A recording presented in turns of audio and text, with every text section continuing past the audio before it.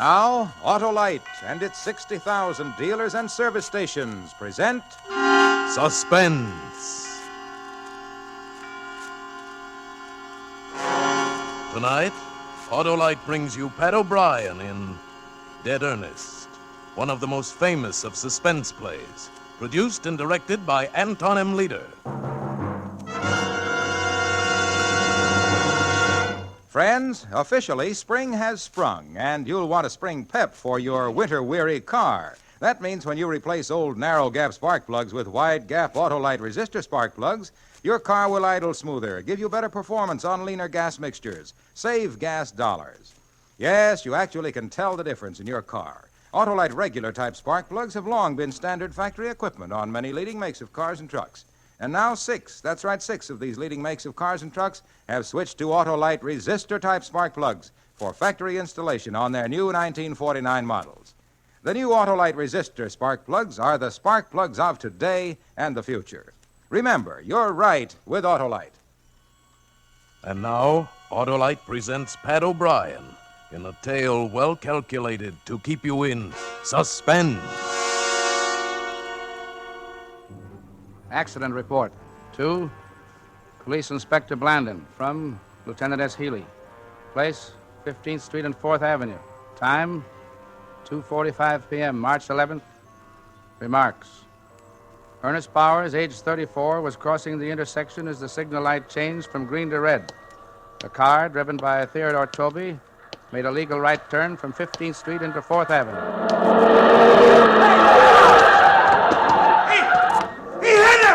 Wasn't much. Wow, look at those tire marks. Hey, the guy's out cold. He's bleeding. All right, clear the way. Come on, guys, come here. Come on now. Let me through here. All right, stand back. Now, let's have a look. Is he hurt bad? I didn't see him. Honest, I didn't. I had the right of way. Yeah, he's passed out.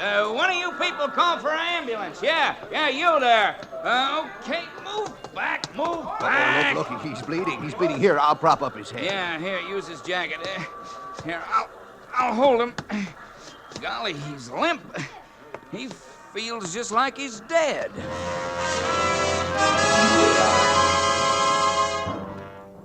Yes, Ernest Bowers felt like he was dead. Ernest Bowers suffered from catalepsy, a strange disease. He carried at all times a note in his inside jacket pocket stating that he was a cataleptic and that in the event of seeming death, his wife should immediately be notified, or his doctor in the event his wife is unavailable. The letter also requested that no autopsy or embalming should be performed on his body for 72 hours, although in his particular case, the duration of the attacks were usually 4 hours or less. Ernest Bowers also wore a sterling silver bracelet with an inscription reading, "Do not embalm me, I am not dead." Catalepsy is a disease of the nerves and mind. The physical conditions of the cataleptic when he is under a spell closely resemble death in all aspects, including the primary stages of rigor mortis. Officer Abbott was on the scene of the accident. He administered aid to the injured man before making out his report. That ought to stop the bleeding. Looks like just a cut on his forehead when he hit the ground, nothing much. Now, what's your name? Toby, Theodore Toby. Here's my license. Hey, you kids! What did those kids do? They picked up something off the street. Huh? Oh, here it comes. I hope he's all right. It doesn't look like he's breathing. You know, by gosh, you ain't. I told you to get back. Come on now, ease back, all of you. What's the matter with you people? Haven't you ever seen an accident? Now, come on, get it. Oh, I'm glad you're here, Doc. He's out cold. Okay. I'll say he's out cold. Let's get him away. He's dead. Well, anyhow, it didn't happen in our wagon. Okay, we'll take him away. All right, keep him back, will you, officer? Yeah, keep back. Clear out. Come on, the show's over. That's the third one today. Yeah, there. Hey, well, let's go. Whose coat was that he was laying on? Huh? I don't know. Did you pick it up? No. Hey, officer. Yeah? Where's the coat? Huh? Well, by... Gosh, it's gone. Okay, never mind. All right, let's go, Payne.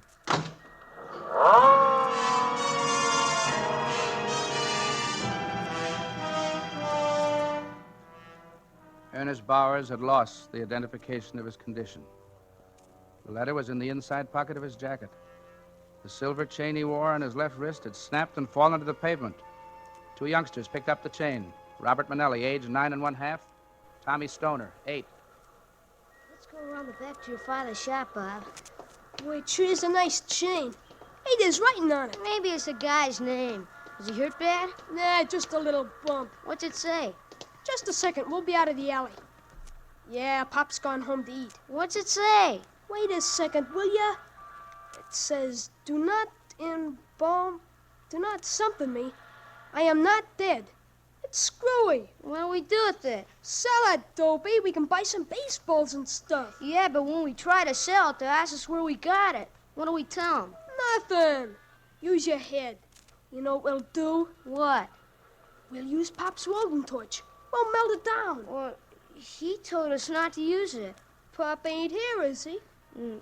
No. Well, come on. There it is. Yeah, here. Put it on that brick. Okay? Yeah. But be careful. Hey, what are you kids doing? Hello, Pop. Nothing, Mr. Manelli. We ain't doing nothing. Nothing, huh? I thought I told you kids not to go near that torch. Well, we want to melt this down. Yeah, give me that.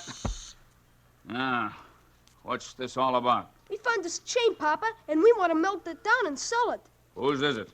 We don't know. Do we, Tommy? No, we don't. There's nothing wrong, Pop. We just found it. See, it's ours. Do not embalm me. I am not dead. What's that? It's screwy. Where did you find it? In the street. Honest, Papa. Ask Tommy. All right, go on, get out of here. How about melting it down, Pop? We can sell it and buy some baseballs. All right, keep back.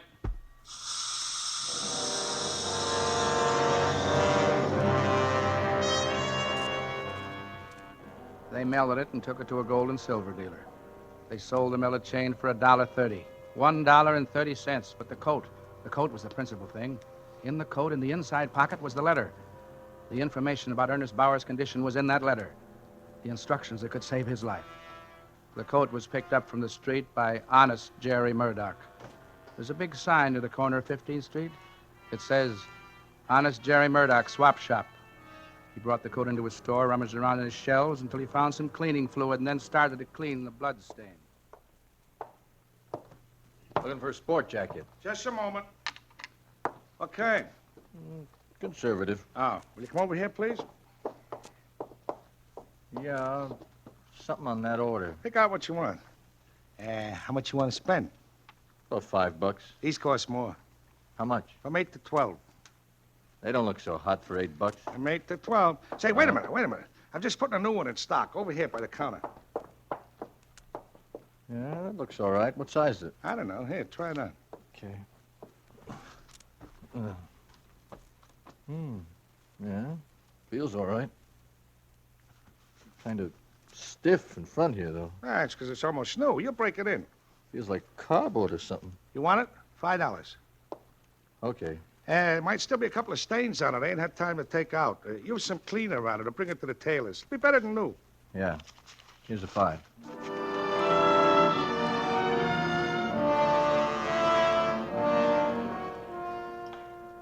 Ernest Bowers was brought to the receiving room of the Vetter General Hospital, and various routine tests were made. The time, 4:10. If Bowers were going to awaken, it would probably be 6:45. Dr. Weldon made out his report. He wrote it down while he was standing near the telephone switchboard. Yes? This is the Vetter General Hospital. Is there anybody by the name of Bowers at home? Bowers, B-O-W-E-R-S. No, nobody home. Is Mr. Bowers married? I hope so. If he ain't, he's been living in sin. Well, where can I reach her? There's been an accident. I don't know. She's out. Will you tell her to call the Vetter General Hospital? Yeah. What happened? Mr. Bowers is dead. Can't reach her, huh? No. Yeah, I'd like to do an autopsy. Yeah. Well, what'll I tell the wife when she calls? Oh, if it's pretty soon, I'll talk to her. We've still got those tests to go through. Then I'm off. If it's more than an hour, he'll probably be on the way to the morgue. At that moment, it was then 4:22 in the afternoon. At that moment, if anyone had been in receiving room B of Vetter General Hospital, where the body of Ernest Bowers lay on the patient carriage, they would have seen a fly crawl slowly across the face of the dead man, and they would have seen his nose twitch.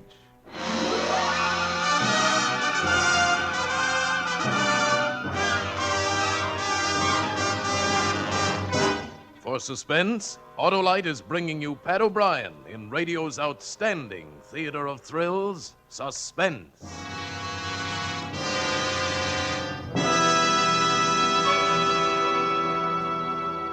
Tuesday was the first day of spring, and I got a cold in my head. Well, Hap, you should get outdoors. You need a change. Yeah. The way a car with old worn-out plugs needs wide gap Autolite resistor spark plugs. I know. For your winter-weary car, replace old narrow gap spark plugs with wide gap Autolite resistor spark plugs.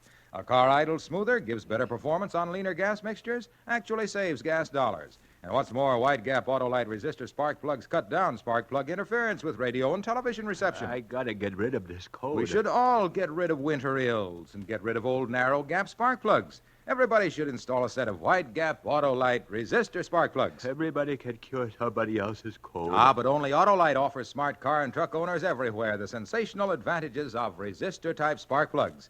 They're ignition engineered to meet the highest standards of automotive engineers. Remember, folks, you're always right with Autolite. And now, Autolite brings back to our Hollywood soundstage Pat O'Brien as Lieutenant Healy in Dead Ernest, a tale well calculated to keep you in suspense. Accident report continued. Henry Prince had within his power the opportunity to save the life of Ernest Bowers. He had purchased the coat in which was the letter that could save him. When he left the second-hand store, he stopped to have a chat with some friends, made some purchases at the grocery store, and started home. The time, a few minutes after 5. He lived about 2 blocks from the scene of the accident. His wife was waiting for him. Well, how do you like it for $5? Yeah, it looks all right. Oh, what's that, a spot? Where? Yeah, take it off a second. I wonder what it is. Oh, I said there was a couple of spots. Cleaner will take them out. You know, looks like... Hey, what's this in the pocket? I don't know. To whom it may concern, please open and read. Yeah, that's what must have felt stiff. This note is carried on my person wherever I go. It is to advise responsible parties that I am a cataleptic, that if it appears as though I am dead, I am not, What's that? and that my body is not to be molested for a period of 72 hours, neither by autopsy nor by embalming, although the maximum periods of my attacks usually do not exceed 4 hours. Please telephone my wife, Mrs. Margaret Bowers at Fulton 77837. This is a boarding house. Address 841.5 West 25th Street. If she's not there, please try Axminster 43422. This is the number of Dr. Benton. It's of vital importance. It may mean my life. Thank you. Ernest Bowers. It's a funny one.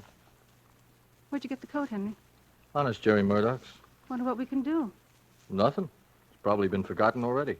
Somebody sold him the coat and forgot to take the letter out. Oh, it doesn't sound like something a guy'd forget. Devil with it. Might be important. Hey, look at that, Henry. Those spots, they look like blood. No, too dark. Yeah, that's the color blood turns. I'm going to telephone that number. Go ahead. I think you're wasting your time. 7, 8...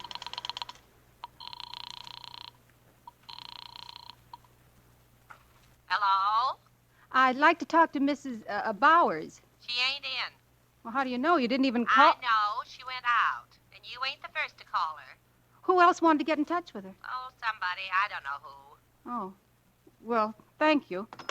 Yeah, you see, you're wasting your time. Oh, I have the strangest feeling, Henry. Gee, it must be a terrible position to be in, to have everybody think you're dead when you ain't. You're helpless about it. Well, go ahead. Go ahead. I can see I'm not going to win this time either.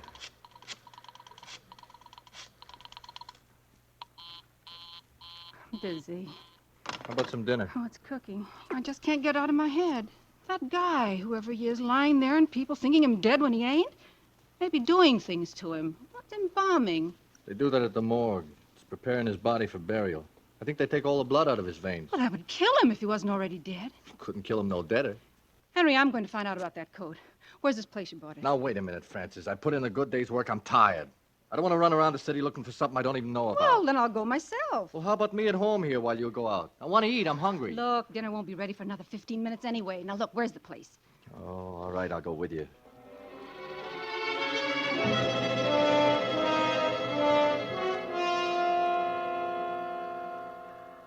Well, he ain't here. He locked up. What's the sign say? 10 minutes? Yeah, but those guys put up signs like that if they're going away for an hour. Oh, we'll wait a few Oh, minutes. come on, Francis. Look, you wait here. I'm going in the cigar store to telephone. Once you make up your mind to something, nothing can change it. Unless it's an invitation to a poker game. Very, very funny. Look, you wait here.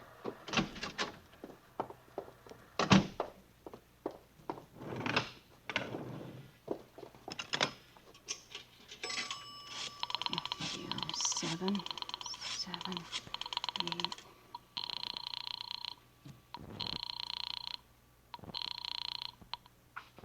Hello? Is Mrs. Bowers in? No. Mr. Bowers? No. He's dead. He is? That's what they tell me. Well, wait a minute. Oh, darn. 7. Hello? Look, I just spoke to you. Will you You're please... bothering me, lady. I got a meal set up on the table. I can't be answering a million questions. But all I want to know is when Mr. Bowers died. How do I know? Ask Mrs. Bowers. She'll be home soon. Thanks. 8, 4, 3, 4. Oh, darn. Was that doctor's line busy? Well? No luck. Same as before. Mr. Bowers is dead. I found that out. See, I told you. What about the letter, then? What if he ain't dead? What if they only think he's dead? Well, what do you want to do, wait here all night? No, but we ought to wait a little while. Maybe we can find out where he lives. You going traipsing around the whole city? I have to. Well, without me, then. Oh, do as you please. I'll be home. I'm hungry. If you think more of a crazy letter than you do of feeding your husband, and that's all. What do you mean, that's all? Just what I said, that's all. You know, the trouble with you is you don't have no imagination. No, I'm just a home-loving guy, that's all. I don't go sticking my nose where it don't belong. Well, go on home, then. I'll find out about myself. Yeah, women.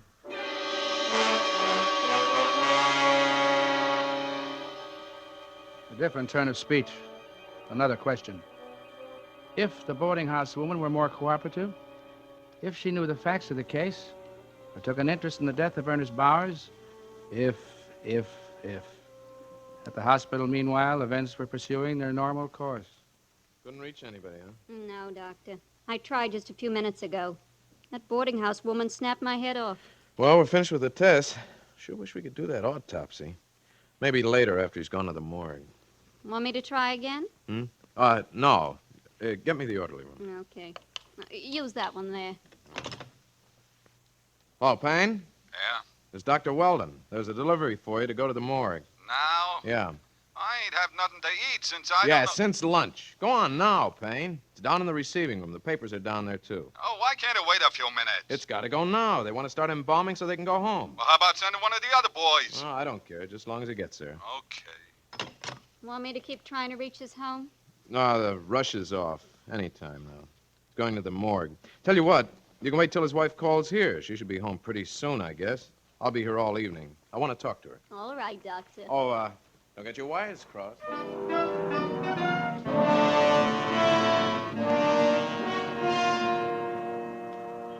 Oh, dear. Oh, Mr. Murdoch. Yeah? Oh, I'm glad you came back. Come in. What can I do for you?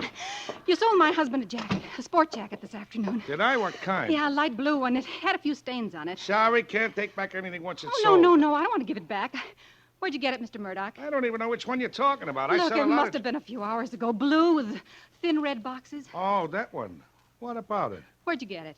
What do you want to know for? Because there was a letter in it. An important letter. I don't know. How can I remember where I got it? Long ago. Was it long ago? I don't see where it's any of your business where I got it. It may be important. I've been trying to reach the numbers. The doctor's number's always busy, and his wife, she isn't even home I yet. don't know what you're talking about. Now, please, I'm busy. I got lots to do But here. you gotta tell me. Just look, tell me one thing. Did you have the jacket in there a long time? Well, Look, please, it's very important. Well, no. No, I just got it in this afternoon. Oh. Where'd you get it? You said one question. You asked it, and I answered it. That's all. There was blood on it. That I can't help. Now, if you'll excuse No, me. now, look, you must tell me. I don't have to tell nobody nothing. Look, I may be all wrong. I'm probably just crazy about this. Look, but if that man's alive and they'd do anything to him, I'll never get over it. What? You know, I'll never be able to live with myself. Crazy, again. you said. It all sounds crazy to me. Listen, there was a letter in the inside pocket of that jacket. It said that Ernest Bowers was a cataleptic. What's that? He goes into fits? Oh, no. Cataleptic, you know, is somebody who looks like he's dead at times, and he isn't. He goes into a spell and looks as though he's dead. Sometimes, you know, they take dead bodies to the morgue and they embalm them, and that means they take all the blood out of their veins. Now, this fellow Bowers, he's a cataleptic. I don't know whether he's dead or alive, or even if he's worrying about this letter, but I just got to find out. Well, there was... What? An accident before. Where? Who was in it? I don't know. Believe me, lady, I didn't know anything about all this. You think that this guy who was taken away in an ambulance could be one of them cataleptics? That coat, was it his?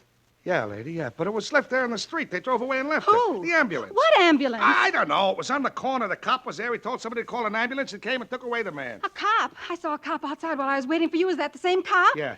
Look, lady, you got to protect me. I ain't done anything wrong. I didn't know anything like this would happen. I would never have taken the coat if I thought... Officer! Officer!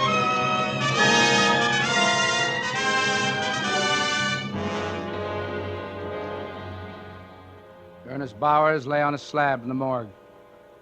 If he were alive, probabilities were that he would regain consciousness before 6:45. And the two embalmers on duty at the time had decided to get a bite to eat. When the phone rang, Anthony answered. Well, we're going out to eat. Yeah, I know another one just came in. We got it here. Yeah, well, what's the rush? No, we just want to get a cup of coffee, and then we'll get on it. Look, is it our fault if it comes in just when we want to have a... Right? We can go home after? Well, that puts a different complexion on it. Yeah. Okay, yeah. What time is it, Al? 6:30. Doc says if we embalm this one now, we can go home. Well, let's start in then. I'm hungry. Okay. I'll start the motor. Young guy, ain't he? Yeah. I was speaking to the wife about that yesterday. Get the injector out, Tony. Yeah. And she was saying more and more people die, older and older. Here.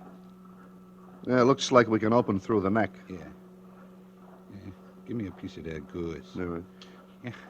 I says to her she should be around this place a while. We get 'em all ages. You want me to do it? No. You get the injector ready. Yeah. Hey, look at him. Yeah. You never think that such a little thing like his heart stops beating could make him dead and not alive. Hold it steady, will you? Yeah. Ready? Just a second. Okay. All right. Here we go. Uh-oh. What's the matter? My glasses. They're clouding up. We'll take them off. No. I'll just clean them. What'd the wife say to that? Huh? About all ages? Yeah. She didn't have nothing to say. Only that most of the guys we deal with probably come to a violent end. Yeah, well, there's something in that. Okay. Got them clean. All right. Here we go. What's the matter? They're steamed up again. Every time I bend over near... I wonder... What? It must be my imagination. What? I could have sworn this guy was breathing on my glasses. Well, is he? How could he? Well, come on, then. Let's go. It's 6:45 already. Yeah. All that. Yeah, I'll get the phone. Well, let's get this started first. Okay. We'll just... Al. What? What's the matter with you? I thought I saw the guy's hand twitch. Oh, don't be stupid. Well, it gave me a scare. Let's wait a second. I'll get the phone. There'll probably be another job, and we'll never get out of here. Let it ring. Yeah, but the doc said we could go home after if we... All right, come on. Let's get this thing over with. Al. Okay. Yeah. Give me the knife again. I'll... Tony? Yeah? Look here. I'm bent over like this. I ain't gonna move. My glasses are full of steam again. Holy. Is he alive? Jesus, look at me.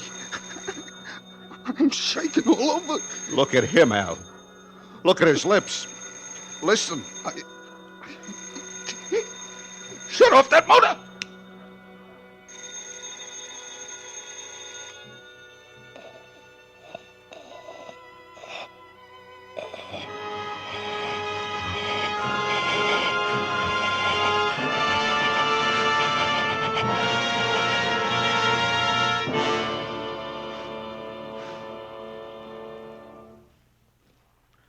Apparently, the life of Ernest Bowers was worth $1.30 for a silver bracelet to the boys who ran away with it, and $5 for a blood-stained jacket to honest Jerry Murdoch. Their petty thefts brought a man to the brink of death. Oh, there's just one more episode, which perhaps doesn't belong in an accident report, but which I'd like to include. After regaining full consciousness, Ernest Bowers put in a telephone call from the morgue.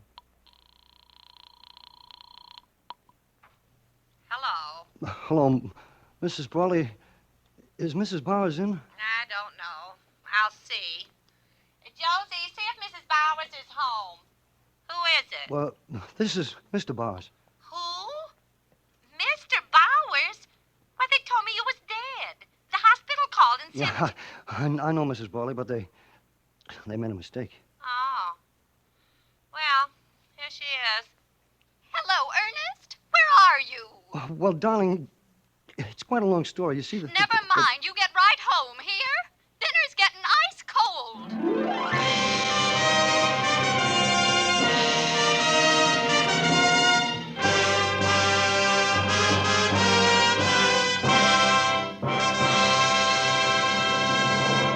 Thank you, Pat O'Brien, for a great suspense show.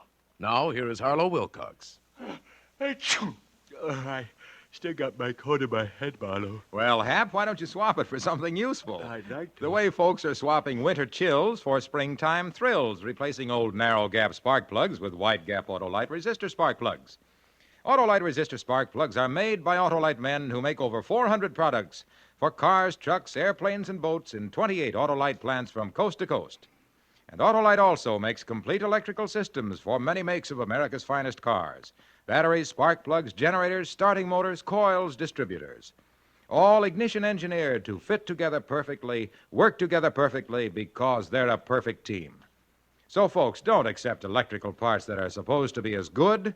Ask for and insist on Autolite, original factory parts, at your neighborhood service station, car dealer, garage, or repair shop. Remember, you're always right with Autolite.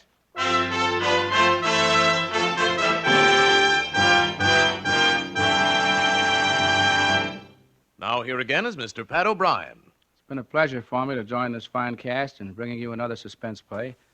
I'm a suspense fan of long standing, and I'm just as anxious as I know you'll be to hear next week's broadcast when Edward G. Robinson returns in a story called You Can't Die Twice, another gripping study in Suspense.